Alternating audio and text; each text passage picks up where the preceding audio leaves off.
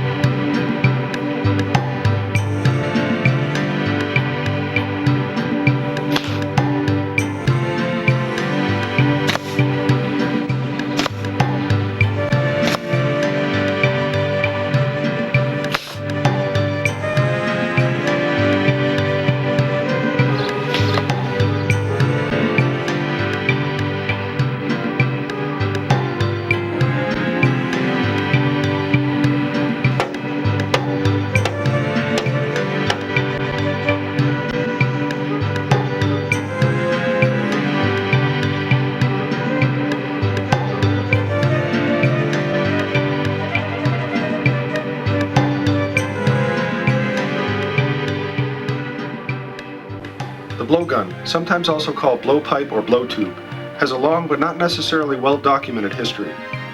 The discovery that a missile, perhaps a bean or a pebble, could be propelled out of a reed by the power of one's breath probably occurred around the same time in a number of areas of the world. By the 15th century, historical records and paintings indicate that blowguns were being employed by natives of both hemispheres. Blowguns were originally devised as a hunting arm for use against small animals and birds, shooting clay balls and pellets with sufficient force to kill or stun the animal.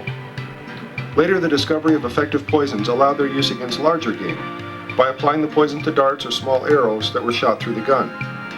Curiously, most of the cultures who used blowguns in warfare frowned upon the use of these highly effective poisons against other men, and normally restricted their use to game only. The two areas where the blowgun reached its highest form were in Borneo in the Malay archipelago, and among the Indians of the Orinoco and Amazon basins in South America, particularly the Jibaro Indians of Ecuador.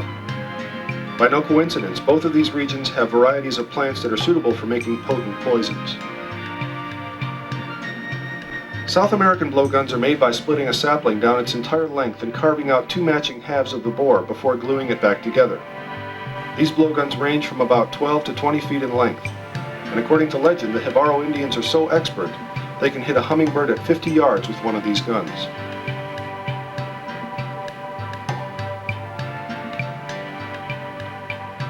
Malaysian blowguns, called sumpitan, were made of either hollowed bamboo or solid wood. The blowguns found in Borneo, considered by some the best native blowguns in the world, are made by the laborious and exacting process of drilling a hole through a solid piece of hardwood about 7 feet long. In the area that is now the southeastern United States, blowguns were used by Native Americans for hunting and games of skill. The reeds that grow naturally there provided an ideal source of raw material for these guns, which they loaded with softwood darts over a foot long, with stoppers made of thistledown or animal fur. The blowgun also saw frequent use in Japan, where it was a popular assassination tool of the feudal ninja. Japanese blowguns range from large, conventional-looking guns to small guns often disguised as innocuous items such as canes, umbrellas, and flutes.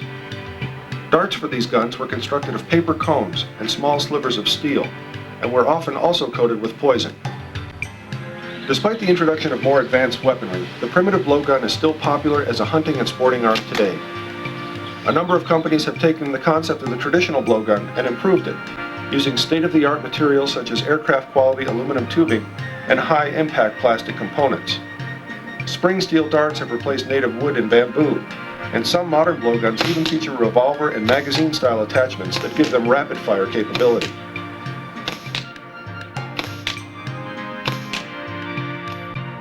Although its deceptive simplicity often results in its being labeled as obsolete, the blowgun, especially when produced with modern, precision materials, remains a viable arm in today's arsenal.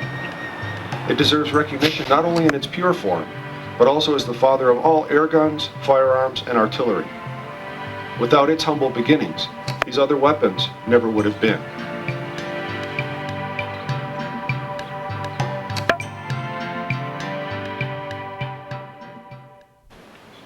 The blowgun is one of the world's most misunderstood weapons.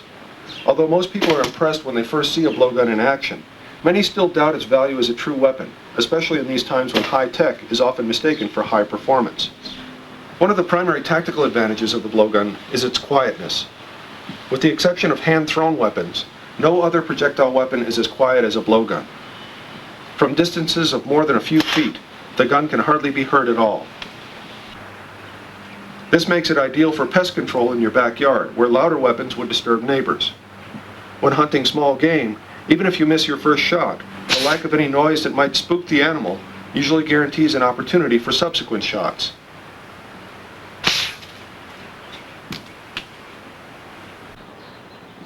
Finally, the lack of any report and its relatively low power enables you to practice shooting your blowgun practically anywhere, indoors or out.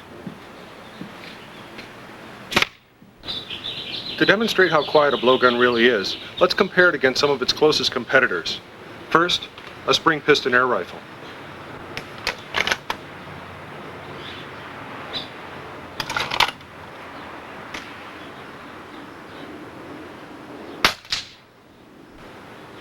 Next, this pump-style air pistol.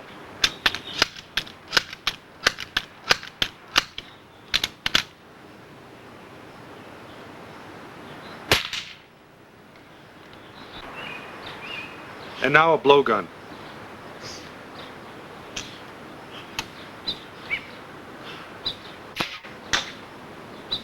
As you can see and hear, the blowgun is by far the quietest of the air-powered weapons.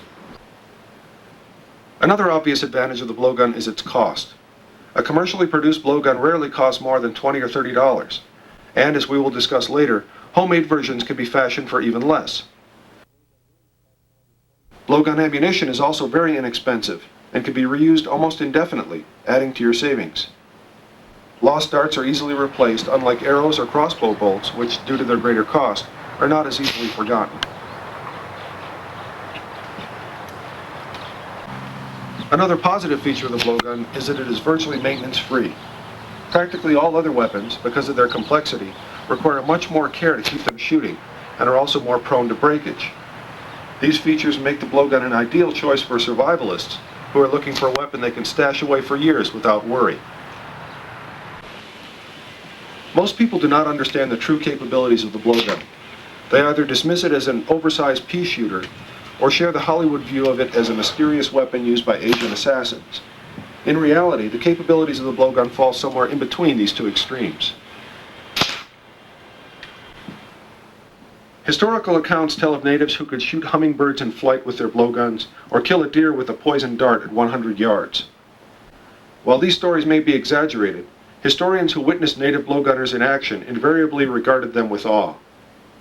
For our purposes, let's take a look at the capabilities of the blowgun as a weapon in the hands of the average shooter.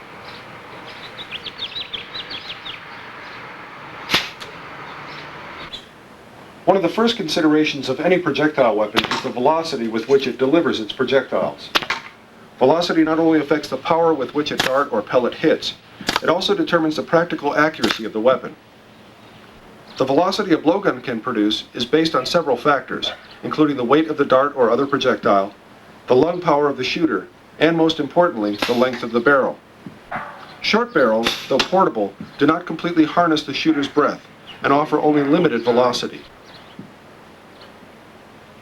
As the barrel length of the blowgun is increased, the power of the shooter's breath is harnessed more efficiently and higher velocities result. This holds true until the volume within the bore of the gun roughly matches the volume of the air expelled by the shooter. On average, most good quality blowguns will send darts downrange at velocities between 150 and 250 feet per second.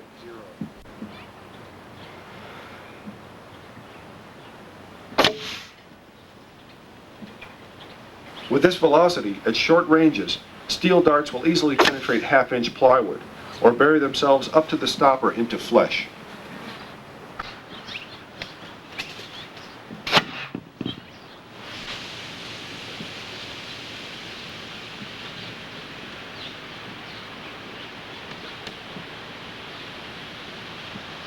Velocity also determines the range of a blowgun.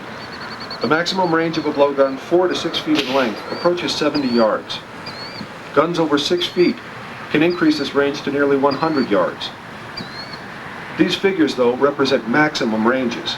This differs from the maximum effective range, which is the furthest range in which you can effectively hit a target with the dart retaining enough energy to do damage. This range, the practical shooting range for medium-length blowguns, is about 30 to 40 yards.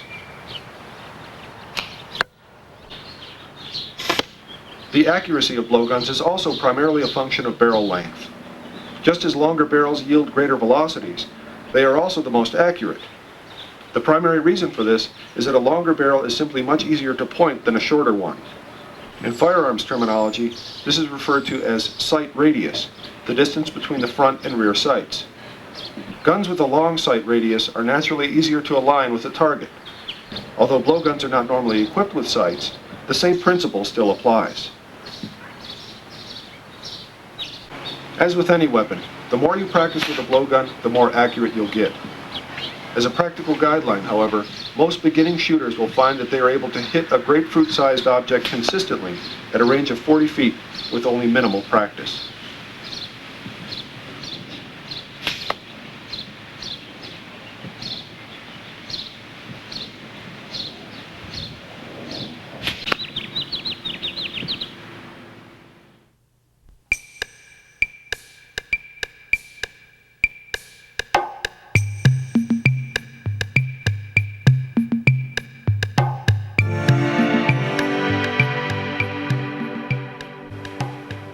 Traditional blowguns are still commercially available today, but they're hard to find. In most cases, you'll only find traditional blowguns for sale in countries where they're still made and used by native tribes. In my own travels, which have been focused primarily on the countries of Southeast Asia, I've been fortunate enough to find blowguns for sale in Malaysia and the Philippines.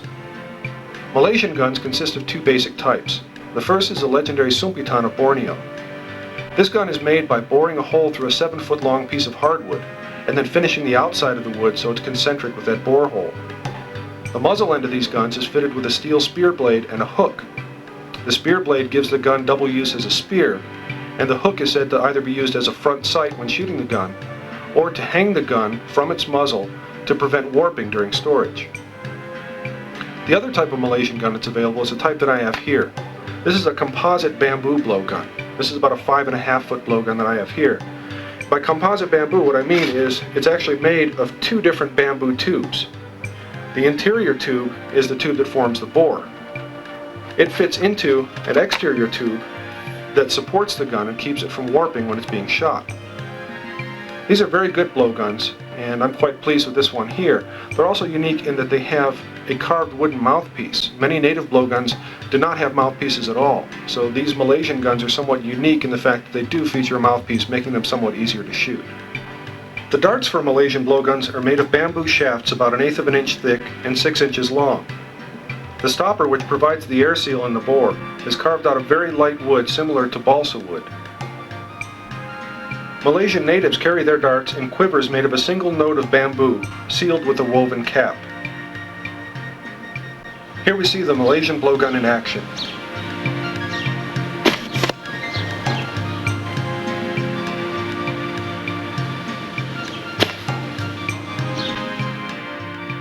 The native guns available in the Philippines, while not as refined as the Malaysian models, are functional and authentic.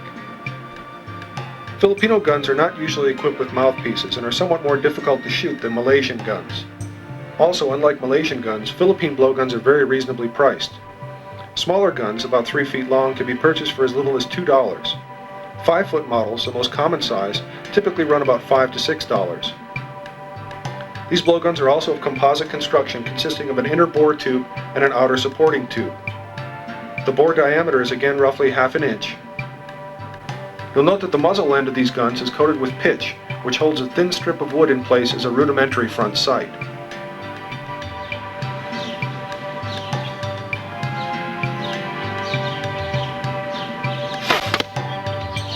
The darts for Filipino blowguns are hand-carved bamboo about 10 to 12 inches long. The point of the dart is carved in a broadhead shape, and the stopper, like the Malaysian darts, is carved from light wood. Filipino dart quivers are more elaborate than Malaysian ones.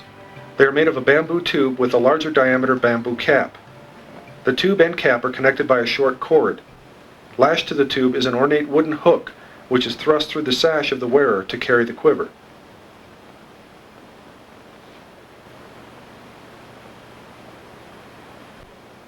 If you're in the market for a traditional blowgun, beware of fakes.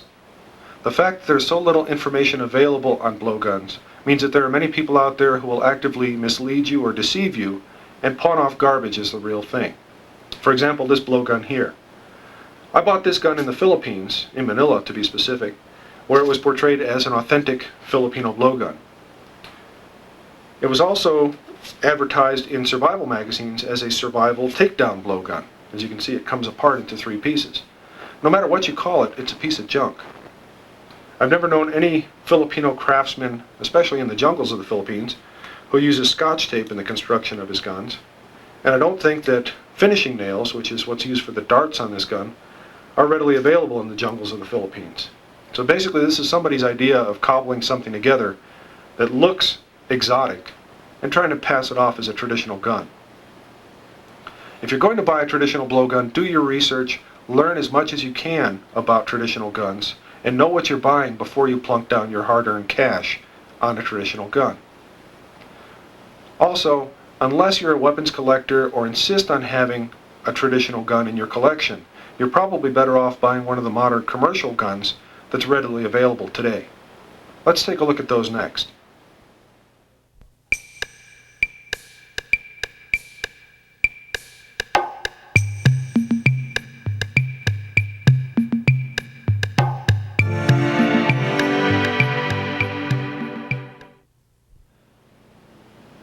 Now let's take a look at modern commercial blowguns. Rather than wood and bamboo, today's blowguns are made of precision, aircraft quality aluminum tubing and high-impact plastic parts. In recent years, the widespread availability of molded plastic parts such as blowgun mouthpieces, dart quivers, and air cones has spawned a large number of blowgun companies. In fact, there are probably more blowguns being made today than at any other time in history. Now truthfully, it's hard to make a bad blowgun. Because of the inherent simplicity of a blowgun's design, just about any commercial blowgun you buy these days is liable to work pretty well. However, there are some individuals and some companies that have put a lot of time and effort into researching blowguns and have come up with some honest innovations to this ancient weapon. In this section of the video, I'd like to give you a representative sampling of the commercial blowguns available today. And at the same time, I'd like to give credit where credit is due and recognize some of the true innovators in blowgun technology. Please bear in mind that this is not intended to be a comprehensive listing of blowgun manufacturers. Instead, I'd like to give you an idea of what's out there and what's available to you. As I said, the widespread availability of molded plastic parts is the major reason for the large number of blowgun companies in existence today. Most of these plastic parts come from the Stan Plastics Company of Murray, Utah. They manufacture the mouthpieces, dart cones, quivers, couplings, and muzzle caps used by many of the blowgun companies currently in business. So even if you're buying a blowgun from another company, the odds are good that it will have Stan Plastics parts on it.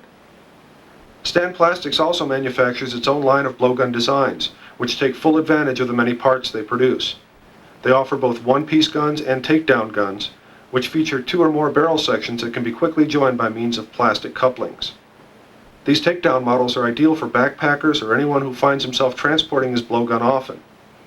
They also allow the shooter to shorten or lengthen his gun to adjust to the distance of the shot at hand. This fully equipped .40 caliber Stan Plastics blowgun illustrates the overall high quality of their guns and includes many of the company's products. First, the gun itself is made of seamless aluminum tubing with a polished bore to reduce friction. The molded safety mouthpiece prevents accidental inhalation of a dart. The opening of the mouthpiece is slightly smaller than the diameter of a dart, so once a dart is inserted past this flange, it can only exit the gun through the muzzle. This gun also has plastic hand grips for a good shooting hold, and a full brace of darts with molded plastic air cones conveniently carried right on the gun in a double-sided push-through quiver.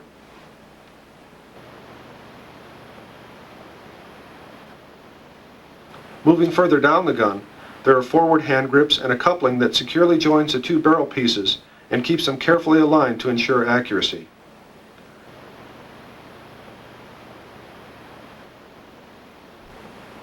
Further down are clip-style quivers which hold Stand Plastic's broadhead darts. The quiver near the breech was a push-through design for darts with regular shafts and points, but for broadheads, a pair of clip-style quivers is necessary. The user is protected from the sharp points of the broadheads by this point guard.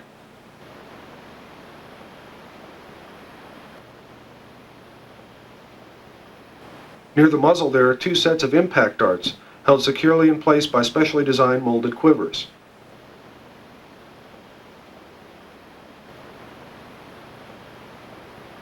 And finally, the muzzle is protected from damage by a protective plastic guard. If we take a closer look at the darts on the Stand Plastics blowgun, we'll get a good sampling of the state-of-the-art in modern blowgun projectiles. The basic dart consists of a 3-inch shaft made of tempered spring steel music wire. One end of this shaft has been sharpened to a needle point, and the other end has been inserted into a precision molded plastic air cone. In fact, these darts typically come in kit form and must be assembled in exactly this way. The tempered spring steel shaft is extremely resilient and can be easily resharpened. The close tolerances of the air cone guarantee a tight fit in the bore of the blowgun, preventing air leakage around the cone and ensuring maximum power. The tapered profile of the air cone also reduces drag, ensuring high velocity and stabilizing the dart in flight. Standard straight shaft darts make a rather small hole and produce little shock when used for hunting. An animal hit with a standard dart could therefore run a long way and take a long time before expiring. To improve this situation, Stand Plastics came up with the idea of attaching high-impact ABS plastic broadhead tips to its darts. Their original production Black Widow broadheads were mated with 5-inch spring steel shafts, transforming the standard dart design into a highly effective miniature hunting arrow. Later they redesigned their broadheads, making them even larger and more effective on game. Black Widow broadheads are attached to dart shafts by simply pushing them on with a twisting motion. To create a permanent bond, a drop of crazy glue can be added. Another method of creating a broadhead design is to simply stamp or hammer the tip of the steel dart shaft into a flared broadhead shape. These integral broadhead shafts do not create as large a wound channel as plastic broadheads, but are still better for hunting than plain round dart shafts. Native blowgunners often shot clay balls and other impact projectiles to stun game rather than puncture it. The modern equivalent of these projectiles is a Stand Plastics thumper dart. This is a two-piece all-plastic projectile which consists of a plastic air cone and a cylindrical plastic head. These projectiles are a safe way of practicing blowgun marksmanship by plinking tin cans or shooting paper targets. They are also an excellent means of chasing off stray dogs or other unwelcome animals because they sting enough to leave a lasting impression but cause no permanent injury. Stand Plastics is responsible for much of the blowgun innovation that has occurred in recent years. Bob Miller, the guiding force of the company, is constantly experimenting with new ideas to improve upon this ancient weapon. For example, he's taken the standard plastic muzzle guard and incorporated a small circular front sight into it. Although aiming of the blowgun is largely instinctive, as we'll see later, this sight provides a useful visual reference which can increase your shooting accuracy considerably. The company also came up with the idea of producing this sight and its dart air cones in glow-in-the-dark plastic. The glowing sight works exactly like tritium night sights for firearms, allowing accurate blowgun shooting in low light conditions. The glow-in-the-dark air cones are just like tracer rounds and make finding lost darts in the darkness much easier. My first commercial blowgun was a .38 caliber Hivaro blowgun. When I was a kid, you couldn't pick up an outdoor magazine without seeing ads for these guns in the classified section. I bought this 5.5-foot gun 20 years ago and have shot literally thousands of darts through it. Unfortunately, the company that produces these guns went out of business several years ago, and along with them went the source of 38 caliber darts for these particular guns. Once again, Stan Plastics Company came to the rescue and began producing 38 caliber dart kits, 38 caliber stun darts, and even complete mouthpiece and dart quiver sets sized to fit Hivaro guns. If you're one of the thousands who bought a Hivaro gun, your ammunition needs are still well taken care of thanks to Stan Plastics. One of the largest manufacturers of blowguns today is M&M Sports of Denton, Texas. They offer a wide assortment of blowguns under the brand name Aborigine blowguns. Their excellent guns feature a full complement of molded accessories mounted to aircraft quality aluminum barrels. The 40 caliber barrels of M&M Sports blowguns are color anodized and are available in basic black as well as 3 different camouflage patterns. Aborigine blowguns are also available with genuine Teflon coating, both inside and out. This high-tech addition reduces friction within the bore and offers about a 10% increase in muzzle velocity over uncoated barrels. Aborigine blowgun patterns are available in one-piece models ranging from 18 to 54 inches in length, and two-piece takedown models ranging from 36 to 72 inches in length. M&M Sports also offers a stunning variety of blowgun accessories, including a full range of darts, blowgun paintballs, slings, extra mouthpieces, quivers, and muzzle guards, and even vinyl carrying cases for transporting your blowgun safely and discreetly. Additionally, they sell the best ready-made practice targets for blowguns. For normal practice, they offer a target constructed of dense foam that reliably stops fast-moving spring steel darts while allowing you to remove them easily. It comes in a black and white bullseye design with 4 extra target centers and is good for literally thousands of shots. I like this target a lot, and you'll see it used frequently throughout this video. For safe indoor practice, they offer 2 unique options. The first is their soft dart set, which consists of a woolly target cloth, a set of thumper darts, and a matching set of adhesive Velcro circles.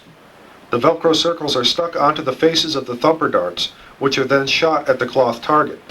The Velcro piece on the dart sticks to the target cloth and holds the dart securely in place to record the hit. The other indoor practice system uses one-piece molded plastic darts designed to be used with safety plastic dartboards or electronic dartboards. When these darts hit the target, the points stick into the holes on the face of the board to hold the dart in place.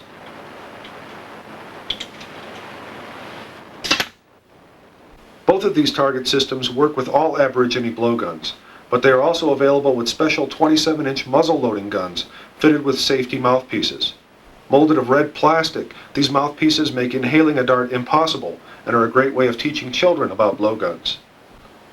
In addition to its 40 caliber guns, M&M Sports also offers a new line of 50 caliber blowguns, which are among the hardest hitting blowguns I've seen yet. The reason for this is that the 50 caliber bore allows you to get exhaled breath into the barrel more quickly than 40 caliber barrels, producing higher muzzle velocities. The dart cones for these guns are somewhat mushroom-shaped to differentiate them from the 40 caliber cones, but remain very streamlined and aerodynamic. In addition to spring steel darts, M&M Sports offers special Crimson Killer darts, which feature a much heavier spring steel shaft. They also have what are called Crimson Stingers, impact projectiles which consist of a steel rivet set into a bright red plastic air cone. These hit extremely hard and are probably the best impact projectiles for hunting small game with a blowgun. M&M Sports is also the exclusive source for what is probably the most spectacular and unusual blowgun accessory on the market, the CO2 2000. This consists of a trigger device powered by standard CO2 compressed air cartridges, a set of steel-tipped aluminum bolts, and a vertical foregrip. Essentially, the CO2 2000 transforms a standard 40 caliber blowgun into a high-powered arrow-launching air gun. To operate the CO2 2000, insert a CO2 cartridge into the unit and screw the trigger assembly in place. This pierces the cartridge.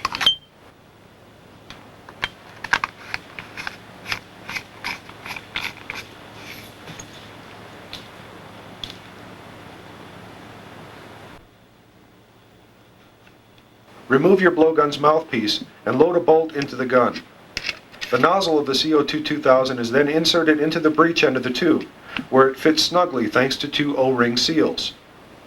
Now simply take aim at your target and briefly depress the thumb trigger on the top of the unit. The release of compressed air launches the bolt out of the gun with impressive force. To make aiming easier, M&M Sports offers a kit which includes a laser sight and mount. With a little practice, you can calibrate your sight to coincide with the impact point of your arrows at a likely shooting distance. My tests of the CO2 2000 revealed that out of a 3 or 4 foot blowgun, the 130 grain bolts left the muzzle at an average of 100 to 120 feet per second and had an effective range of about 50 feet. On the receiving end, that translates to about 3.5 foot-pounds of energy. Though this may not seem too impressive when compared with firearms ballistics, it's over 4.5 times the energy of a 3-inch spring steel dart shot from the same length blowgun. If you're looking for the ultimate high-tech accessory for your blowgun, this has got to be it.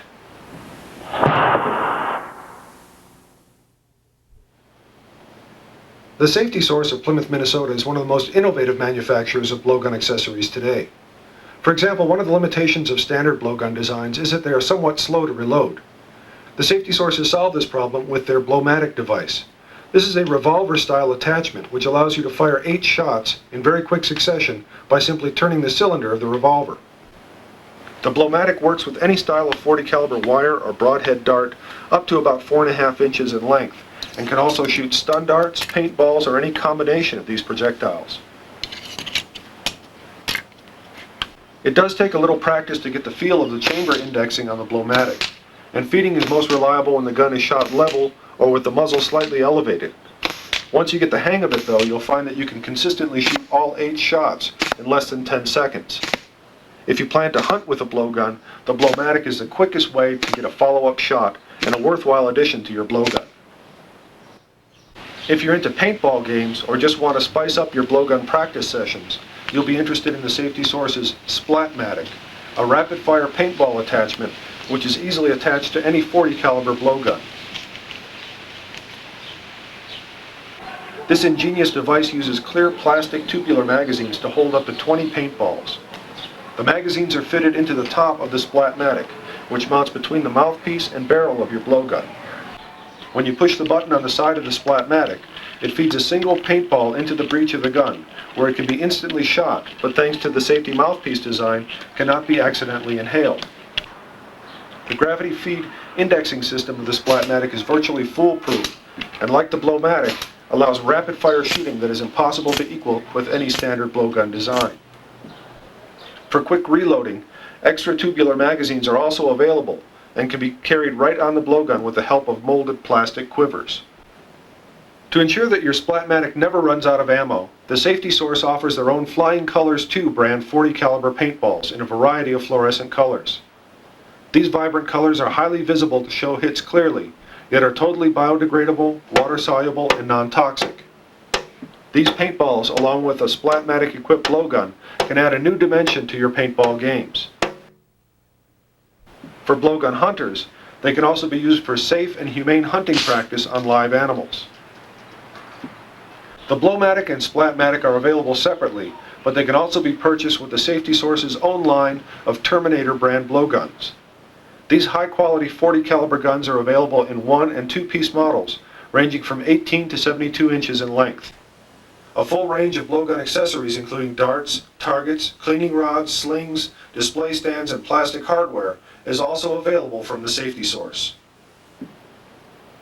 The J.W. McFarland Company of Lake Havasu City, Arizona offers a variety of unique 1-piece and 2-piece blowguns. McFarland's blowguns have a bore diameter of .625 inches, which is considerably larger than other commercial guns. They are advertised as Magnum blowguns and are claimed to be 20% faster and more powerful than either 38 or .40 caliber blowguns. McFarland's blowguns come in 2-foot, 3-foot, 4-foot, and 5-foot models, as well as a 4-foot takedown model, which is shown here. They also sell a 2-foot extension tube that can be added to any of the basic guns to extend its length or make it into a takedown model. These blowguns are made of high-quality aluminum tubing and are extremely sturdy. When separated, the 2 barrel pieces on this takedown model can easily be stored in a backpack.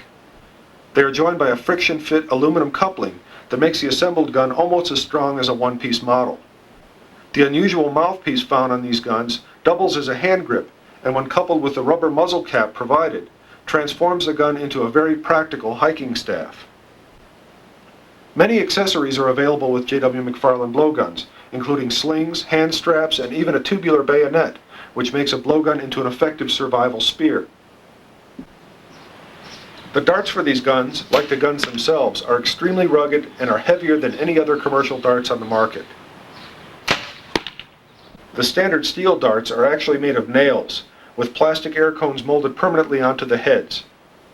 These come in a 2 3/4 inch standard size and a 5-inch size with an integral broadhead tip. Other dart designs include a 10 3/8 inch bamboo dart, a 4-inch ball head plastic stun dart, Velcro tip darts, and a very nasty 4.5 inch steel broadhead. 62 caliber paintballs also fit in this gun and can be shot very effectively. Compared to standard 40 caliber spring steel darts, J.W. McFarland's darts seem massive. His 2 3/4 inch steel dart weighs nearly 44 grains, over 3 times the weight of a 40 caliber dart of roughly the same length. In actual shooting, however, I found that in identical length guns of each caliber, the muzzle velocities of McFarland's 625 caliber darts are virtually the same as those of the much lighter 40 caliber darts, despite the tremendous difference in dart weight. When this difference is expressed in terms of muzzle energy, a 2 3/4 inch McFarland dart hits with 2.33 foot-pounds of energy, compared to only 0.76 foot-pounds of energy for a 3-inch 40 caliber dart. Simply put, the McFarland dart hits 3 times harder and truly qualifies as a magnum in my book. Unfortunately, you can't get something for nothing. The shortcoming of McFarland's design is that because of the heavy weight of his darts, they drop faster and thus have a more limited effective range than lighter darts. Within their effective range, however, J.W. McFarland's blowguns and darts are a hard-hitting combination. If you're interested in the ultimate in blowgun weapon systems, you want to check out Pat Crawford's Survival Staff, which is the brainchild of custom knife maker Pat Crawford, but it's also available from Cutlery Shop in Meridian, Idaho. From the outside, it appears to be nothing more than a high-quality hiking staff. It's made of aircraft-quality aluminum tubing, and it's knurled along this entire section here for a secure grip. If you look a little bit closer, though, you'll see that the top of the staff screws off to reveal basically a sword cane. You have a triangular blade here made out of 440C stainless steel. Very high quality, and it's also knurled for a secure grip. Going a step further, you can unscrew the blade from the handle piece, unscrew the tip of the handle, reverse the blade in the handle piece, and reattach it to the main part of the staff, and now you have a survival spear. Very effective. Well, what does all this have to do with blowguns? Well, it's also a blowgun. If you take the handle piece off altogether, along with the blade, and you take off the other end of the staff piece, you now have a high-quality aluminum blowgun. Pat Crawford buys his darts for this blowgun from J.W. McFarland. So these are the same ones that you've seen earlier when we talked about J.W. McFarland's staff. It's a plastic cone along with basically a nail used as a dart. These are sharpened to a very sharp point, and they can actually be stored within the staff tube when you're walking with the staff. So you can have the sword cane, the staff itself, and half a dozen darts all within the tube. A nice little survival package. And if you're wondering if this works, it's a very effective blowgun.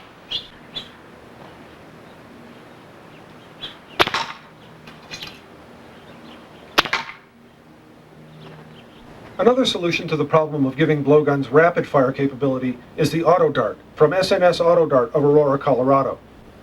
Essentially, the Auto Dart is a high-impact plastic receiver that installs between the mouthpiece and barrel of a 40 caliber blowgun. This receiver accepts 8-shot magazines, which are constructed of short sections of barrel tube held together by a Lexan frame. These magazines accept blowgun darts, stun darts, paintballs, or virtually any other type of blowgun projectile up to about 3 inches long. Projectiles are retained within the magazine by plastic end caps that are held together by a rubber band. When the magazine is placed into the receiver, the first barrel section of the magazine automatically indexes with the bore thanks to a spring-loaded detent system built into the receiver. Once this alignment is achieved, the first shot may be made. Subsequent shots are then made by manually pushing the magazine further into the receiver. As each barrel section of the magazine comes in line with the bore, it's automatically locked in place by the spring-loaded detent, and another shot may be made. Like the Blowmatic device, the auto dart enables the shooter to deliver a very fast series of shots. However, the auto dart offers the added advantage of being magazine reloadable.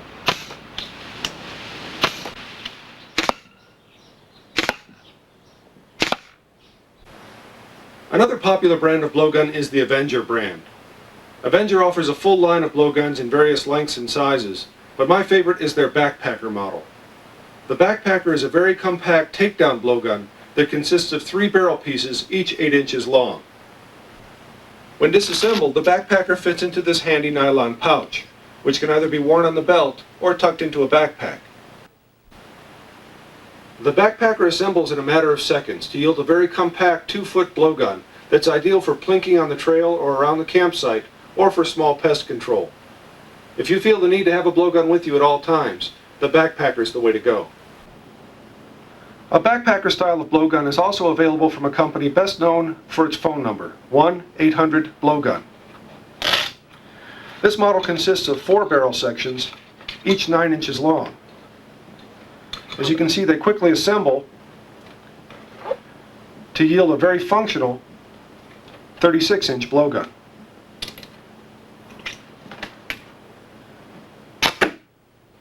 The Blowguns Company backpacker also comes with a handy nylon pouch, which makes storing and transporting the gun a breeze.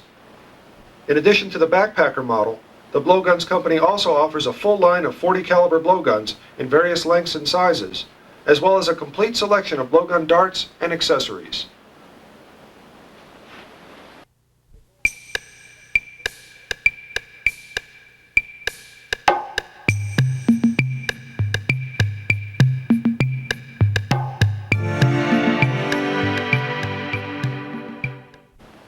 Because of its inherent simplicity, the blowgun is one of the easiest weapons in the world to make. You'll find that with a little bit of imagination, a few dollars in materials, and usually less than an hour's time, you can put together a very effective blowgun. In most cases, these homemade guns will outperform traditional native models and will come close to equaling the performance of modern commercial guns. A blowgun basically consists of 2 parts, the barrel tube and the mouthpiece. Although we've seen examples of blowguns that don't have mouthpieces, such as the traditional native guns from the Philippines and the Pat Crawford Survival Staff, I usually recommend that a mouthpiece be included on all blowguns. It makes the gun easier to shoot, and it's easier to focus your breath into the bore of the gun when you're shooting, so you get better power. Unlike traditional blowgun makers, we're not restricted to natural materials in the construction of our guns. So we don't have to worry about wandering through the bamboo forest looking for that perfect straight piece of bamboo or boring a hole through a 7-foot piece of hardwood. All we need to do is go down to the local home improvement center or hardware store and buy one of the many types of commercially available tubing that works well as a blowgun barrel. When you're shopping for blowgun barrel material, there are several things you want to keep in mind. First of all, you're looking for tubing rather than pipe. Tubing is different than pipe in that it's seamless. It has no seam because it's extruded in one piece, whereas pipe is made from flat material that's brought around and joined and then fused together at the seam. Tubing is preferred to pipe because it usually has a smoother inside surface and therefore will give you better velocity when you shoot your projectiles. In general, you're looking for a bore diameter or an inside diameter of the tubing of between 1/4 of an inch and about 5/8 of an inch. 1/4 of an inch is a practical minimum because it's very difficult to blow into any tubing smaller than that. In fact, 1/4 inch tubing, you'll find that you'll usually be restricted to shorter guns, about 24 to 36 inches, because it's simply too difficult to try and focus your breath into such a small tube. On the other end, 5/8 of an inch basically represents a practical maximum as far as a bore diameter. Again, you're worried about getting your breath into the tube. If the tube is too large on the inside diameter, you're not going to be able to fill it with your breath. So your breath will be exhausted, the dart will still be within the tube, and there's nothing pushing it along. So that extra length of barrel is actually going to cause more drag on the dart and slow it down rather than propelling it farther. In general, I found that about 3/8 of an inch to about 1/2 an inch is ideal for homemade blowguns. As far as selection of material, probably the best material that you'll find is aluminum tubing. Again, this is available at basically any home improvement or hardware store in various sizes in the area that we're looking at. This particular tube here is 3/8 inch inside diameter, and I bought this in a 20-foot section. It's also available usually in about 6, 8, and 10-foot sections, and doesn't cost very much at all. This makes a very good blowgun, and in fact, this particular tube is compatible with all my .40 caliber darts. Another good selection is PVC plumbing tubing. This is 1/2 inch inside diameter PVC tubing, which is commonly used in plumbing applications. It makes a very good blowgun, but because it's flexible, it usually only makes a good gun up to about 4 to 5 feet long. Once you get beyond that length, when you're holding the gun out, it'll tend to sag. And you either have to adjust for that sag in your shooting, or else you're going to find yourself shooting off target. PVC tubing is also available pre-threaded. This is a tapered plumbing thread on here. And the advantage of this is it allows you to use readily made PVC couplings to join short pieces of tubing together. Here I've got 2 pieces of PVC tubing joined together by a coupling, so it makes a very nice takedown blowgun. So if you're a backpacker or you just want to be able to kind of stash your blowgun in a smaller place, this is a nice convenient way of making a takedown blowgun.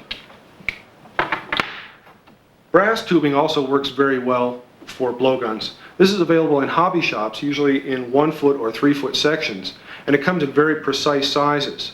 This also makes it good for use in takedown blowguns because you can match the inside diameter of a large tube with the outside diameter of your bore tube to make couplings. So you can make takedown blowguns out of this material very easily.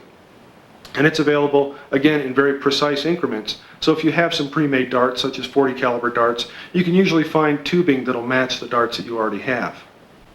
If you want to make a very long blowgun, say 7 feet or longer, you might consider using electrical conduit. This is 1/2 inch conduit, and it's made of a very rigid steel, which allows it to be used in longer guns without worrying about the gun warping or sagging when the gun is held out in firing position. This is also a good choice if you would like to make a combination blowgun hiking staff, like some of the models we've seen previously. Again, because the tubing is very rigid and very strong, it'll support you in the hiking staff mode, but also make a serviceable blowgun. The other necessary element of your home-built blowgun design is some type of a mouthpiece. And here again, a little bit of ingenuity goes a long way. If you just look around for objects that will function as blowgun mouthpieces, you'll be surprised how many you'll find. One of my favorites is a 35mm film can. If you own a 35mm camera, you're already familiar with these. If not, go down to any photo shop and you'll find plenty of these laying around. I'm sure they'll be happy to give you a few. To make this into a mouthpiece for your blowgun, all you need to do is drill or cut a hole in the bottom of the can, the same diameter as the outside diameter of whatever barrel tube you might be using. For example, here's a small blowgun that I made out of 1/4 inch brass tubing. I drilled a hole of the appropriate size, and to fasten the mouthpiece to the blowgun, I simply slid the can over the breech end of the tube. Then, with the can slid down to about here, I wrapped a number of turns of heavy tape, in this case it's kind of a green duct tape, around the breech end. I then slid the can back up until the inside of the base butted up against that roll of tape that I just made. Then I took some more tape and made another roll of tape around the base on the other side. So basically the base of the tube is sandwiched between those 2 rolls of tape. That holds the can securely in place and makes a very functional mouthpiece. It also prevents any air loss between the can and the tube that would reduce your velocity when you shoot your darts.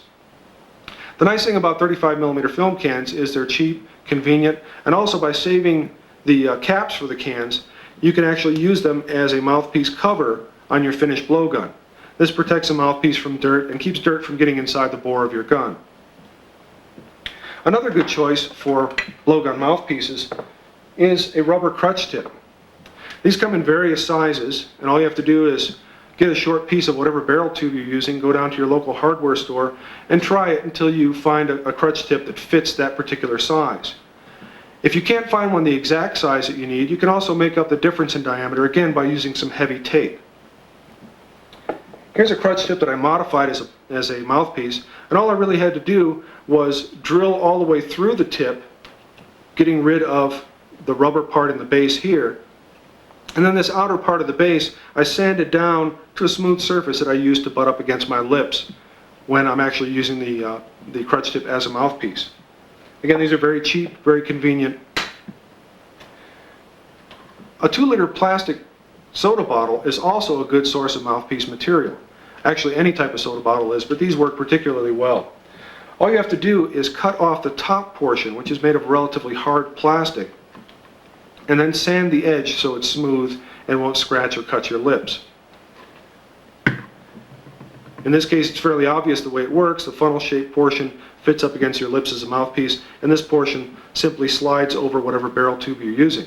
If you're making a blowgun out of half-inch PVC tubing, this is an ideal choice, because you can take the half-inch tubing and simply wrap a couple of layers of masking tape, or in this case Scotch tape, to make up for the difference in diameter, and then just slide this over the end, and you've got a very quick, very efficient blowgun. Now let's see exactly how to assemble a blowgun. You'll find that it's very easy, and it's actually pretty difficult to make a bad blowgun. First thing you do is select your barrel material. In this case, we're using aluminum tubing with about a 3/8 inch inside diameter. We cut the tubing off to the desired length, in this case about 3 feet. Now whenever you cut off any of this tubing, you're going to leave burrs on the inside edge of the tubing.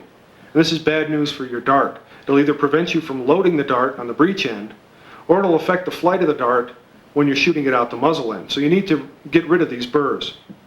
One of the easiest ways is to use a countersink. These are basically attachments for drills that allow you to countersink holes to put in screws flush with the surface of the material. It's also great for deburring the inside of tubing. And you can just turn this either by hand or by using an electric drill or hand drill until you get rid of those burrs on the inside of the tube. Make sure you do it on both ends. If you don't have one of these, you can also use a Dremel tool, or you can use any type of a file or sandpaper, anything that you can use to get rid of those burrs, because you want that to be smooth. This is nice because it also gives a slight funnel shape to the ends of the tube, and this makes loading your darts a little bit easier. With your barrel tube ready, the next step is to affix your mouthpiece. In this case, we've selected a 35mm film can. We're going to place the can in a small vise, and using an electric drill, carefully drill a hole in the base of the can, the same diameter as the outside diameter of our barrel tube.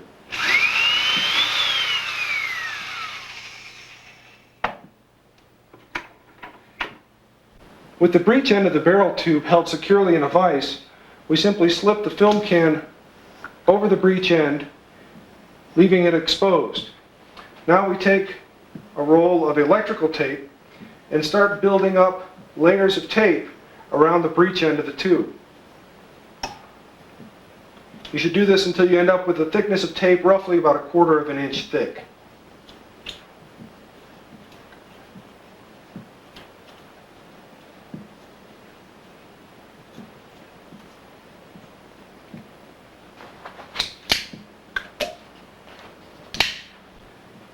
With this layer of tape complete, the mouthpiece is now slid forward toward the breech until the tape butts up against the inside of the film can. Now a similar layer of tape is applied beneath the base of the film can to secure it in place and also to form a good air seal so that no air will leak out between the mouthpiece and the barrel tube.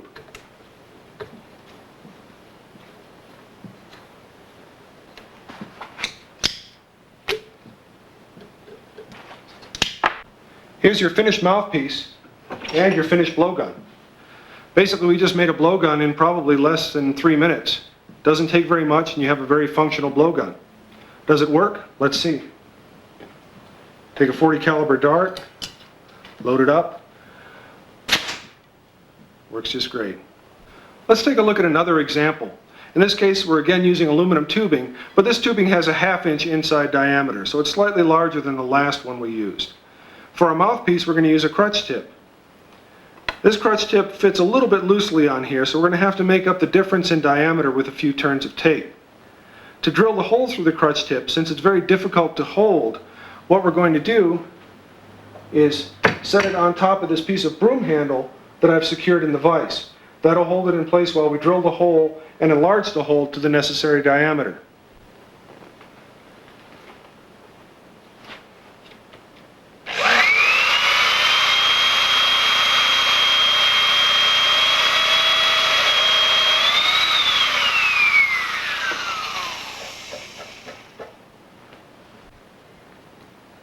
The hole can be enlarged using rat tail files, but in this case we're going to use a Dremel tool with a cylindrical cutting bit.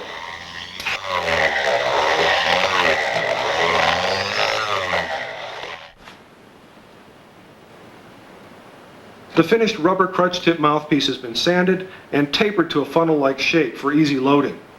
It's also been washed in hot soapy water to get rid of all the rubber particles that we sanded off of it. This is an important consideration when choosing your mouthpiece material. Make sure that there are no toxic materials associated with the mouthpiece or contained in it previously that could make you sick when you shoot the blowgun. Now all we have to do is take a short piece of tape, in this case we're using heavy duct tape, and wrap it around the breech end of our tube to make up for that difference in diameter. Now we just slip the rubber mouthpiece in place and we've got a finished blowgun. Let's take a look at some examples of home-built blowgun designs. This particular one was given to me by James Keating, Master at Arms of Comtech or Combat Technologies up in Washington. It was made of steel electrical conduit that's been wrapped with a cloth tape. The tape has also been built up to form a mouthpiece at the breech end. The darts are made of heavy spring steel with a wooden bead epoxied onto the end. In addition to being a blowgun, this was designed to be used in what's called espada y daga, or sword and dagger in the Filipino martial arts. The darts are actually heavy enough to be used as a thrusting weapon, while the blowgun itself is used as a striking weapon. Kind of a neat concept. You can see the darts are stored here in just a built-up area of tape that acts as a quiver. Neat design, and for a short blowgun of this type, it's pretty effective. Here's another example. This is the one that we looked at earlier when we were talking about mouthpieces. This is PVC tubing, 1/2 inch inside diameter, and the mouthpiece was made from the neck of a 2-liter soft drink bottle. Again, this is assembled very quickly. All you needed was a couple turns of tape, cut off the top of the bottle, slap it on, you've got a functional blowgun. Here's the one we looked at when we were talking about PVC tubing in a 2-piece takedown configuration. Again, this is ready-made tubing. It comes threaded like this from the hardware store. You can buy these couplings very cheaply. The only thing you want to keep in mind is when these are put together, the 2 pieces of tubing do not meet, so there's a slight gap. So what you want to do is kind of sand a funnel shape in the end of each one of the pieces of tubing, so that way the dart will make the jump between the two very easily and not get hung up. In this case, the mouthpiece for this particular gun was made from a rubber crutch tip. Here's another example of a takedown gun. I made this one about 20 years ago. It's made of heavy aluminum tubing, about a 1/2 inch inside diameter, and it's held together with a brass coupling that I had a machinist friend of mine make up. It's got a thumb screw that acts as a set screw, and it breaks down into basically 2 3-foot pieces. You slide them together, fits to very close tolerances, you tighten down the nut, and you've got a nice, very sturdy 6-foot blowgun. Again, we've got a rubber crutch tip for a mouthpiece. Here's a blowgun that I made up out of the same 40 caliber inside diameter aluminum tubing that we looked at earlier. What I did with this one, I went to a gun show and they were selling extra parts for blowguns, so I picked up a plastic mouthpiece and just slid it right on the end here. This is about a 7-foot gun, which is one of the longer guns in my collection. When you get into a gun of this length, you end up with a curious phenomenon, which is gravity will pull the muzzle end of the barrel down. So as you hold the gun out, it'll actually sag and end up shooting low. It makes it very difficult to aim. What I did with this gun is to take the aluminum tubing and to give it a very slight bend only on one plane. You can't bend it on 2 different planes or else you get a corkscrew effect.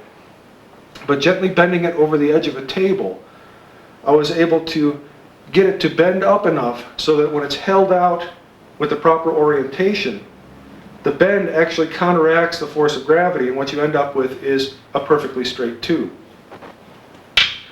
Like I said, this is about a 7-foot gun, and what I've done is made a couple of hand guards or grip areas just by wrapping it with a heavy cotton cord and then dyeing the cord black. It also has a small piece of what's actually foam rubber weather stripping that I can use as a quiver, simply sticking the darts into it. That gives me a storage area for the darts right on the gun so I can reload very quickly.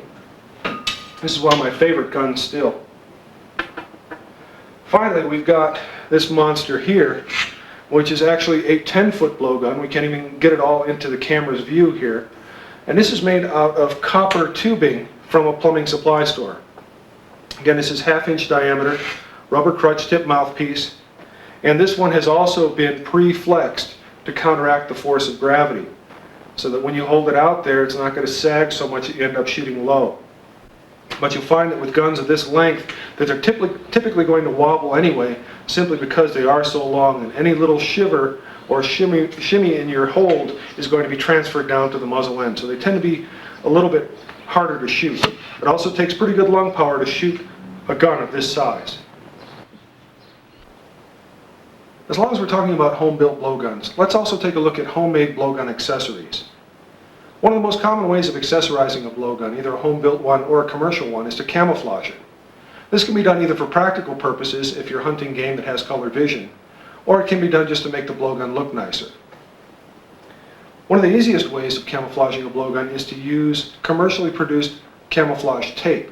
This is available in hunting stores and outdoor supply stores, and it's usually some type of a cloth tape that has a camouflage pattern already in it, and it has an adhesive backing. And you simply apply this onto the blowgun itself. Makes a nice camouflage finish. The only problem is that it doesn't really break up the outline of the gun. It still looks like you have a blowgun. Perhaps a more effective way of camouflaging a blowgun is to use camouflage bow limb covers. These are sold in archery stores, and they're designed to slip over the limbs of bows to camouflage a bow. Well, they work equally well on blowguns. All you do is slide it over the blowgun, such as seen in this one here, and then either tie it or tape it in place. One of the things you want to pay particular attention to is the muzzle end. Here I've used some narrow tape to hold the bow limb cover in place. And what that does is it keeps the bow limb cover from getting over the muzzle end of the gun. There it could deflect a dart or cause a dart to hang up altogether and not exit the gun. So you have to be careful of that. Another method of camouflaging a blowgun is to use camouflage paint. This is actually paint that's sold specifically for camouflaging, but any type of flat paint in the appropriate colors, usually brown, black, or green, will do. And what you want to do is just shake it up real well, take your blowgun, and just spray it on in kind of a random mottled finish, using a combination of colors that blends in with whatever environment you're working in. That also works real well. Another useful blowgun accessory is a quiver, something that allows you to carry darts right on the gun itself. This makes it convenient to carry the darts and also to reload quickly if you have to make a second shot. One of the easiest ways of arranging a quiver on your blowgun is to get a leather pencil pouch, which is available from industrial supply stores, and simply lash it onto the blowgun itself. The darts can be stuck down into the pockets of the pouch, and to hold them in place a little bit better, what you can do is stuff some cotton or foam rubber down into the pockets of the pouch so that the points of the darts have something to stick into. Another way of putting a quiver onto your gun is to use foam rubber. In this case, we've used some foam rubber weather strip material and wrapped several turns around the barrel of the gun. And all you have to do is take the points of the darts and stick them into this material, and they'll stay in place. It's not quite as secure, and the darts can fall out. It's also somewhat dangerous in that the darts can be pushed through, exposing the point on the other side. So you have to be careful of that. But this is another way of equipping your blowgun with a quiver. My favorite method as far as improvised quivers goes is to use a 35mm film can. And this is very similar to the technique that we used before when making a mouthpiece for a blowgun out of one of these film cans. What you do is you cut a hole in the bottom of the can, and in this case also in the lid of the can, and these holes are the same size as the outside diameter of the barrel tube that you're using. Now slide the entire can over the barrel of the gun, positioning it fairly close to the mouthpiece, and you just stick your darts through the top of the film can. You can either drill small holes, or once you stick the darts through, just pushing the dart through, you'll establish a hole there that you can reuse. And this is really nice because it completely protects the sharp points of the darts. It completely covers them so you won't accidentally poke your hand. You can actually take several of these cans and place them down various distances down the barrel, so you can have a large brace of darts attached right onto your blowgun barrel. In addition to camouflage and quivers, there are many other blowgun accessories that you can put on your blowgun. You can do things such as carry slings, either a sling for your hand or a complete sling, much like a rifle, where you can carry the gun over your back. The possibilities are virtually endless. It all depends on what your preferences are and what you think your needs are when you take your blowgun to the field.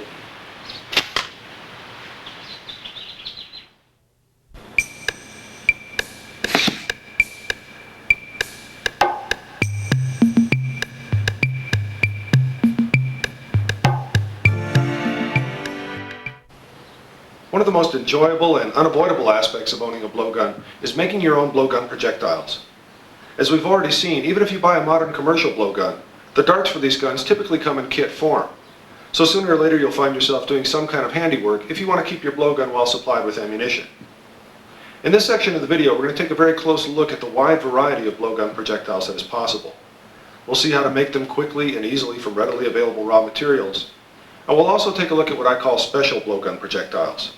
These are blowgun projectiles that are intended for very specific purposes, and which quite frankly have to be made in the home workshop because you won't find them commercially available anywhere. I think after you've viewed this portion of the video, you'll agree that the blowgun is indeed a very versatile weapon, and that with a little bit of experimentation, and of course the information you gain from this video, you'll be able to adapt your blowgun to a wide variety of circumstances and applications. The most common type of blowgun projectile is a dart, so let's look at those first. A blowgun dart consists of two basic parts: the dart shaft, which actually penetrates into the target, and some type of a seal or stopper, which attaches to the base of the shaft and forms the air seal within the bore of the gun. To make a blowgun dart, you find appropriate shaft material, appropriate stopper material, put the two together, and you've got a dart. It's actually pretty simple. In fact, it's so simple, I'm not going to spend a lot of time showing you the details of different dart construction methods. I will show you the most important examples of how to construct a blowgun dart, but after that I'm going to show you just some examples of homemade darts that I've made. Once you see how simple the construction really is, you'll realize that there are no great secrets to blowgun dart construction. First, let's look at materials. Traditional darts had shafts made of wood, and this is still a good choice for the modern blowgunner. The best sources of wooden shaft material I've found are bamboo barbecue skewers, bamboo chopsticks, raw bamboo if you can find it, and small diameter hardwood dowling. Although wooden darts work very well, blowgun darts with shafts made of metal tend to last a bit longer and hit a bit harder. Some of the many sources of metal shaft material include sewing needles, nails of various sizes, bicycle spokes, small diameter steel rod, and probably the best dart shaft material of all, spring steel music wire. This wire is made of tempered high carbon steel and is available in either rolls or straight sections. I prefer the straight sections found in most well-stocked hobby shops because they come perfectly straight and just have to be cut to length. A word of caution here: because this steel is hard, it can splinter and fragment when cut. The safest way to cut it is with a moto tool and a cutoff wheel. Again, this is just a sample of the many materials that can be used. Some blowgun shooters have used such unlikely materials as knitting needles for their dart shafts. So imagination and experimentation are the key to finding dart shaft materials that suit your needs. There are also many different materials that can be used for blowgun dart seals or stoppers. Among these are cotton balls, small pom-poms purchased from a hobby shop, plastic or wooden jewelry beads, corks of various sizes, golf tees, and even ordinary paper rolled into a comb. Again, look around and use your imagination, and you'll have no problem finding usable dart components. The first dart construction method I'd like to cover is a traditional method of rolling thistledown or cotton around a dart shaft. First, make a small nick or scratch in the base of the dart shaft to snag the cotton. Holding the shaft in one hand and the cotton in the other, start spinning the shaft until it snags the cotton and the cotton begins to wrap around the shaft. Continue this process until you produce a ball the same size or slightly larger than your gun's bore diameter. Then tear off the remaining cotton and smooth the ball with your fingers. Darts of this type work well for 1 or 2 shots before the cotton begins to unravel. To make them last longer, the cotton can be sprayed with lacquer or polyurethane. Plastic jewelry beads can be glued onto dart shafts with super glue or epoxy. In a pinch, the dart shaft can also be heated with a lighter or torch and melted into the plastic. This was the method used with original commercial dart kits before plastic air cones became the standard. If you use this method, be very careful to avoid burning yourself, and bear in mind that some plastics melt better than others. Another quick and easy method of making a blowgun dart is to use a paper cone as a stopper. These darts are very streamlined and work just as well as commercial darts with plastic cones. Start with a piece of paper about 6 inches long and 2 inches wide. Roll the paper into a cone so the open end is larger than the bore of your gun. Then glue or tape the cone so it keeps its shape. Now snip off the tip of the cone with scissors to create a hole about the same diameter as your shaft material, in this case a 4-penny finishing nail. Insert the pointed end of the nail through the open end of the cone and pull it until the head of the nail is near the tip of the cone.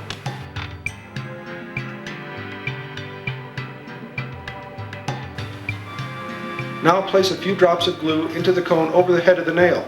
Stick the dart into a piece of styrofoam and let it dry.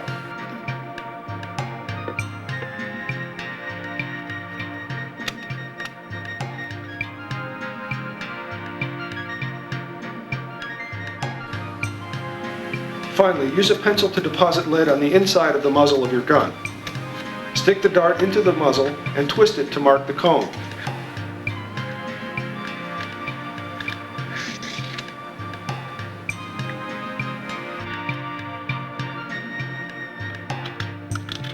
Now carefully trim the cone, using the line as a guide until you get a good fit.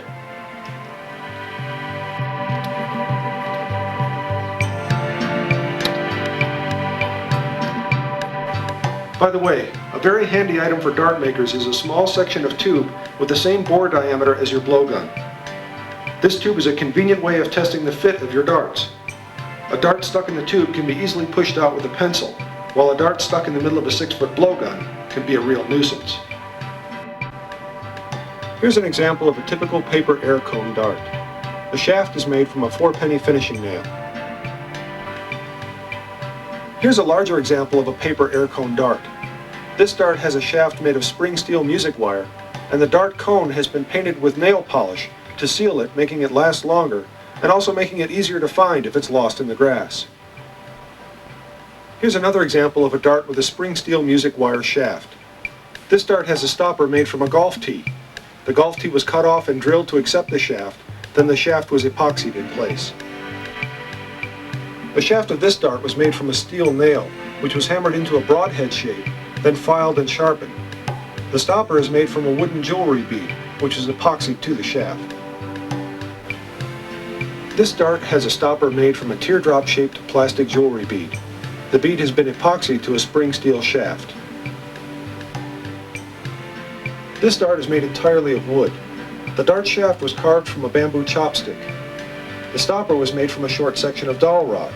A hole was drilled in the dowel rod to accept the dart shaft, then the two were glued together. Note the intricately carved broadhead tip on this dart.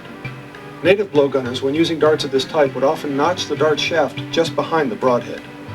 Poison was then applied to the broadhead itself.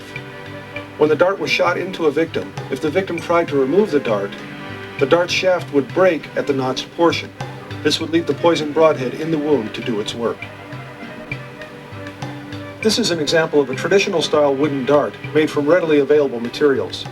The dart shaft was hand carved from a bamboo chopstick, and the stopper was made from a few twists from a cotton ball.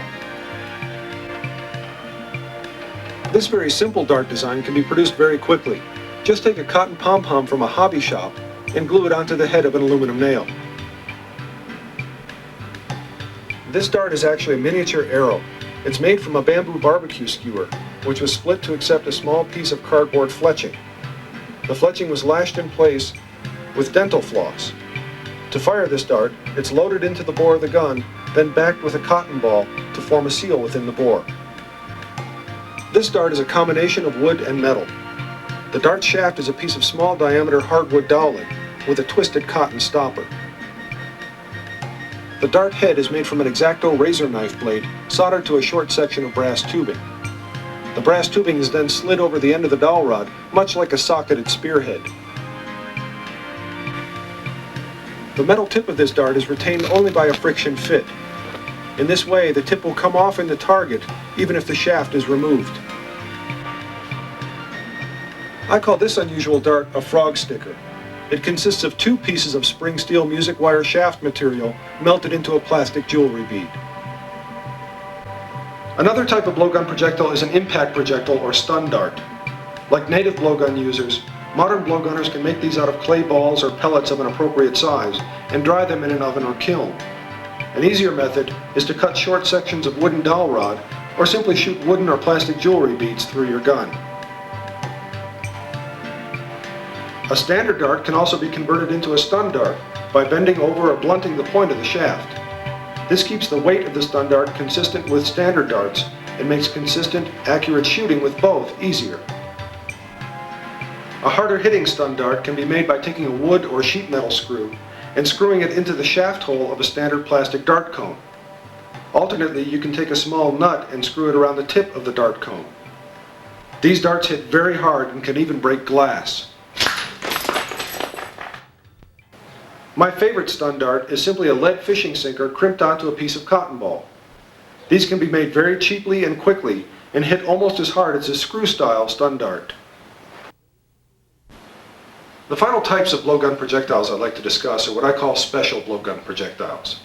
Basically, think of an application or a need, and then figure out how to meet that need with a blowgun projectile. For example, let's say that one morning you wake up and for whatever reason, you decide that you have a need to deflate someone's car tire, quickly, quietly, discreetly. Preferably not by lingering by the car tire or slashing the tire or anything like that, but maybe by shooting something into the tire, and that thing would allow the air to come out. Well, let's say you have this need, and say you have a friend in the medical community or are otherwise resourceful. You can get one of these, a 3cc syringe, as well as one of these, a large size hypodermic needle, in this case a 16 gauge. What you're going to do is take your syringe, remove the plunger from the syringe, and cut off the finger tabs at the rear of the syringe tube. Now you're going to take a cotton ball and stick that into the rear of the syringe tube. This is going to form the seal within the bore of the gun. And note that for this particular projectile, you need a gun with a bore diameter of at least a half an inch or so.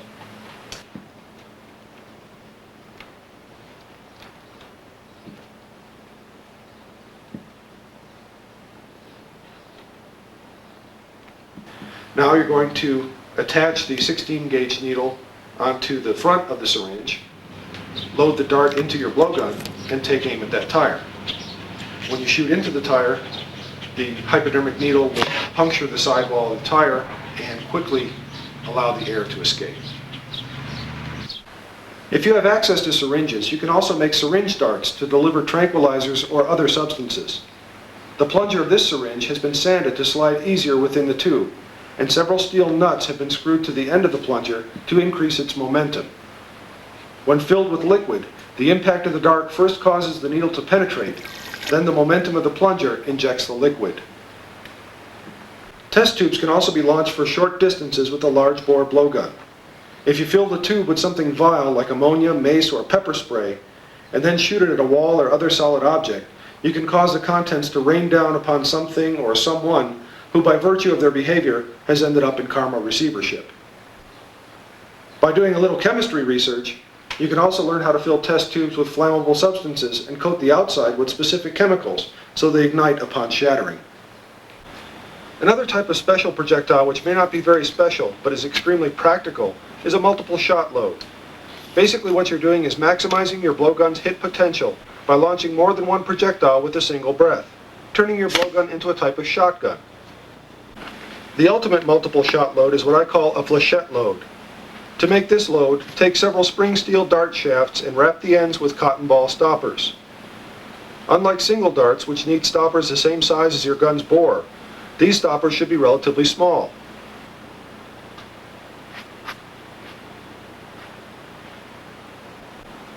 Now, bundle the darts together so the stoppers collectively equal the size of your gun's bore.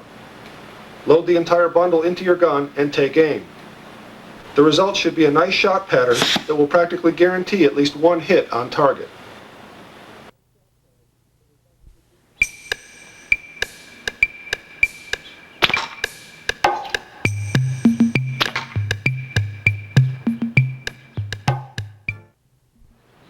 Okay, we've looked at the history of the blowgun. We've seen some examples of traditional native blowguns. We've seen the wide variety of modern commercial blowguns that are available. We've learned how to make our own blowguns from scratch. And we've also taken a close look at the wide variety of blowgun projectiles that are possible. Now let's actually take a look at shooting our blowgun. Now before you put a blowgun to your lips, you need to think about safety. The blowgun is a very dangerous, very deadly weapon. Many people underestimate the power of the blowgun. Well, you've already seen in this video examples of blowgun darts going through half-inch plywood. Keep that image in your mind whenever you're shooting a blowgun, because if it can do that to half-inch plywood, it can do a whole lot worse to your dog, your cat, your next-door neighbor, or whoever else may wander into your line of fire.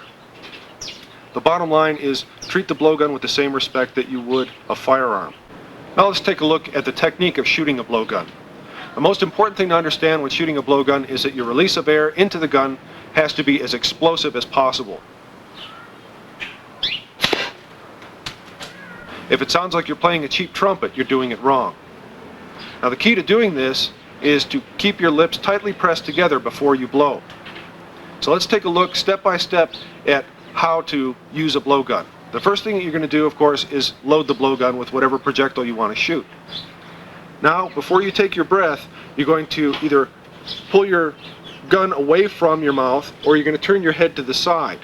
The reason for this is not all blowguns are equipped with safety mouthpieces that keep the dart from coming back out of the breech end once it's loaded. If you keep your mouth too close to the mouthpiece, you could suck the dart into your mouth, which is an unpleasant experience. So you want to either turn your head to the side or make sure that the mouthpiece of the blowgun is pulled away before you take your breath. You're going to take as deep a breath as possible. You want to make sure that you fill your lungs completely and try and fill them from the bottom up.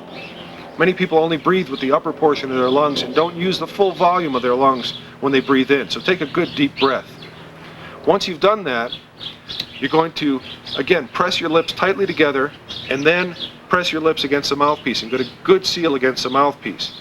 If you have a mustache like I do, or if you have a beard, you have to work on that to make sure you get a good tight seal and there's no air leakage around the mouthpiece. Once your mouth is up against the mouthpiece, you're going to work on refining your aim.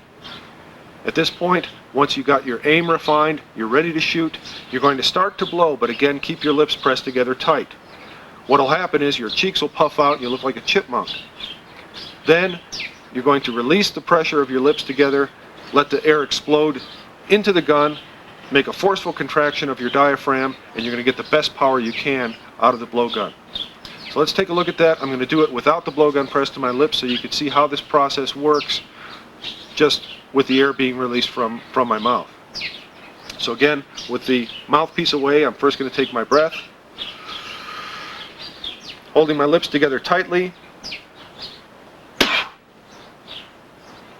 One more time. So again, holding your lips together tightly and harnessing that breath, allowing it to compress in your mouth, letting your cheeks puff out before you blow. That's the secret to getting good power. There are three basic methods of aiming a blowgun. There's the instinctive method, gap shooting, and the use of some type of a sight. The instinctive method is by far the easiest and most natural to do. Basically, since the blowgun mouthpiece is going to be pressed against your lips, unless you're horribly disfigured, it's going to be somewhere in the middle of your face. So by keeping both eyes open, wherever you look, that's where the blowgun's going to point. By simply raising the muzzle and lowering it until it seems that it's naturally aligned with whatever target you're shooting at, you can aim it pretty accurately. That's the instinctive method. I like to improve the instinctive method a little bit by using my index finger and extending it below the barrel of the gun. What this allows me to do is to point the gun as if I'm pointing my finger. This is a technique that is sometimes used by shotgun shooters. They'll extend their index finger below the fore end of the shotgun, and it's especially useful when shooting at moving targets, because just as you can track a moving target by pointing at it with your finger, you can end up tracking the target very accurately with your gun as you shoot. So my preferred instinctive method is to have the index finger below the barrel like this. I keep one hand back near the mouthpiece, one hand extended approximately out to the middle of the gun, and just shoot from this position.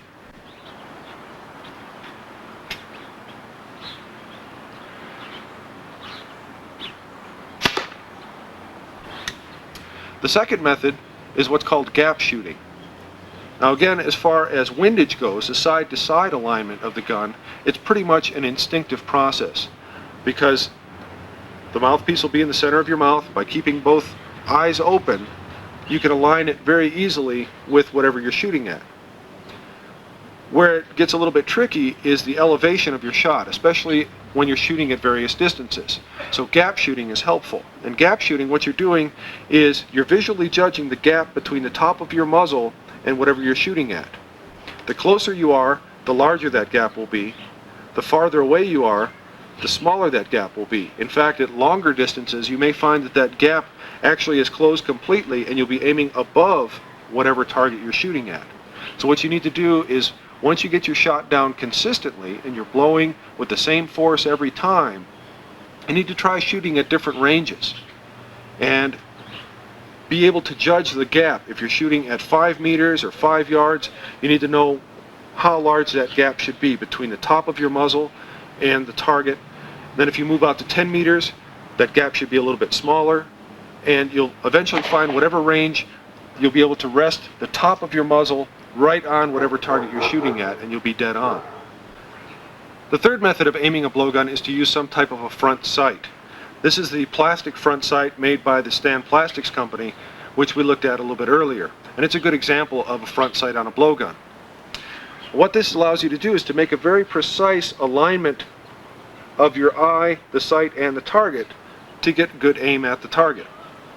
The way that I prefer to do this is to sight down the entire barrel of the gun through the sight at the target while I'm taking my breath. This keeps my mouth away from the mouthpiece. Then I take my breath, and without moving the gun, I then raise my mouth to the mouthpiece and take my shot. What this allows me to do is to avoid the effect of my master eye. The master eye is the eye that takes precedence when you're shooting as far as the alignment. Many people, when they shoot, they'll close one eye, leave one eye open. They're leaving their master eye open, because one eye will always take precedence when you're doing that precise sight alignment. The way to find your master eye is to look at a distant object. In this case, I'm looking at the camera lens through basically the OK sign. Make a small loop out of your thumb and forefinger. Look at the distant target and then bring it back, maintaining focus on that target, and it'll naturally come back to your master eye. If you brought it back to the other eye, you'd actually block your vision. Now the problem with the master eye is that it's not located in the center of your forehead, where you can look right down the barrel of a blowgun through the sight at the target. So what you're going to be doing is looking at somewhat of an angle, and that's going to throw off your windage. By sighting down the barrel first while you take your breath and then raising your mouth to the mouthpiece, you avoid that windage change caused by the master eye.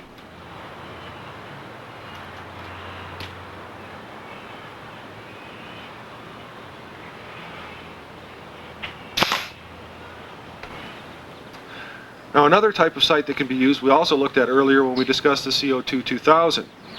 That's a laser sight.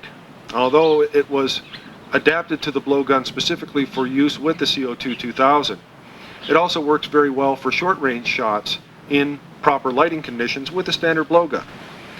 And what you'll find with either the front sight or with a laser sight is that you need to play with variations in elevation, because you'll find that a laser sight, although it may be on at a particular range, if you're closer, you have to aim lower. If you're farther away, you have to aim higher. The same thing holds true of a front sight.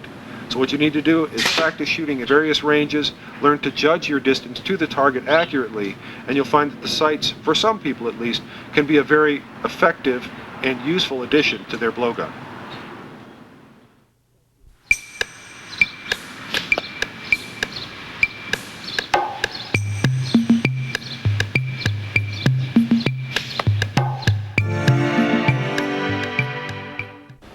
Targets for your blowgun can be constructed easily and cheaply from a variety of materials. This makes practicing not only economical, but allows you to set up multiple targets to make your practice more enjoyable and challenging. Corrugated cardboard boxes are easily obtained and make a great target for practically any type of blowgun dart. They can be folded flat and taped together to create a target several layers thick. This will limit the penetration of your darts and prevent them from passing completely through. The foam rubber sold in sewing and craft stores also makes a great blowgun target, especially if you're using wooden darts. This foam can be cut into various shapes and sizes to suit your practice needs. Planks, boxes, trees, and practically anything else made of wood can also be used as a blowgun target, but you'll need pliers to pull the darts out. I found that vice grip locking pliers work best for this. Adjust the jaws so they lock firmly onto the dart shaft near the wood, and then pull straight out. Standard pliers tend to slip down the shaft and can damage the dart's stopper. If you intend to use your blowgun for hunting small game or for pest control, an ideal way of practicing is to use children's stuffed animals as targets. They are resilient enough to take innumerable hits from steel darts and let you know if your dart would have hit a vital area on a real animal. They can also be arranged at different angles and locations to duplicate realistic conditions.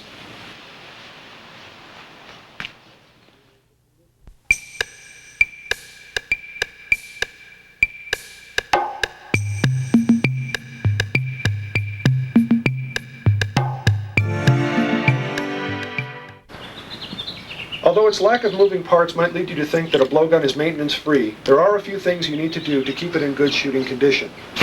First of all, it's a good idea to occasionally clean the bore of your blowgun.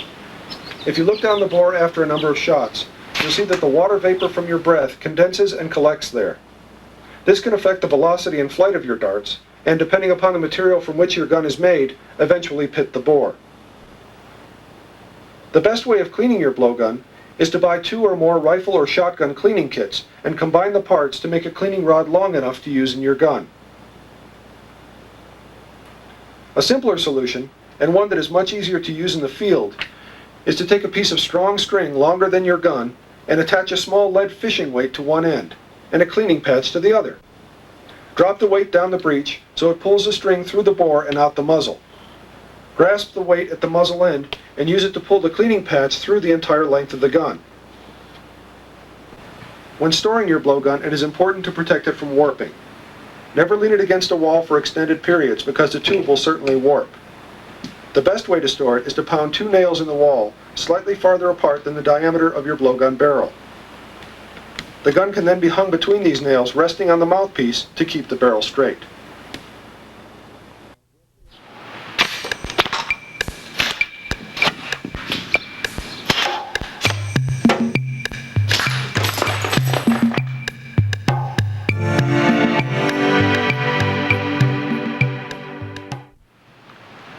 I hope you enjoyed this video, and I hope you learned something from it.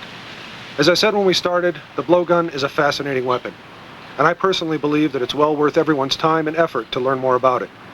If you're like me, the more time you spend with these things, the more you'll like them, and the more you'll learn. Good luck and good shooting.